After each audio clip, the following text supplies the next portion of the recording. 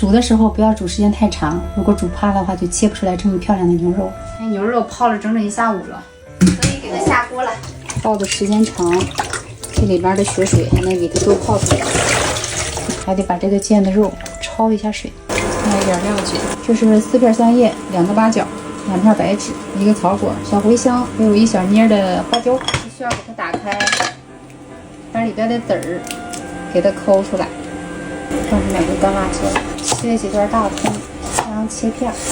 正午剩下的一把香菜，等它烧开锅以后关火，温水把它焯洗干净，用酱炒一下，再给块姜放进去煎一下，放大葱、葱油、花椒，香料，所有的大米，加上2大勺的黄豆酱，然后这个酱炒香了以后，给它加水，加开水。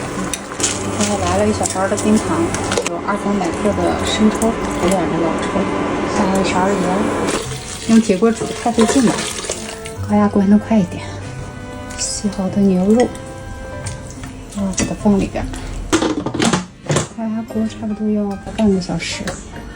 如果你用铁锅炖的话，至少也要炖1个半小时，时间不能太短。太短的话，会容易炖不熟。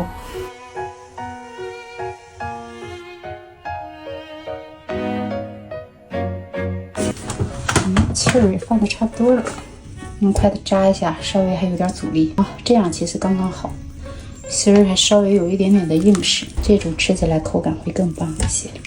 捞出来，多余的这个料渣给它打干净，就将就这个锅，把肉再泡回汤里。其实现在这个牛肉就可以吃了，但是热的吃起来口感肯定没有凉的好。可以给它浸泡1宿，放在冰箱的那个冷藏室里。明天早上起来之后再切的话，口感更好一些。凉透了以后可以放冰箱泡1宿，明天再拿出来。鱼冷藏1晚上了，这牛肉泡的也差不多了啊。泡这么长时间就是为了让这个牛肉更入味儿。牛肉汤你下次炖牛肉的时候还可以接着用，还不知道什么时候再能做，所以那个汤今天不能浪费。待会儿给它做个牛肉汤面，拿1块牛肉出来少切几片，我给他们做牛肉面嘛，要不然真的就是只有汤没有牛肉的牛肉汤面。牛肉凉透了以后就会非常好切了，而且你看它的纹路，煮的时候不要煮时间太长，如果煮趴的话就切不出来这么漂亮的牛肉。少来几片，中午的牛肉面就够了。打包送货，感觉好像给人代加工一样。包好，打包。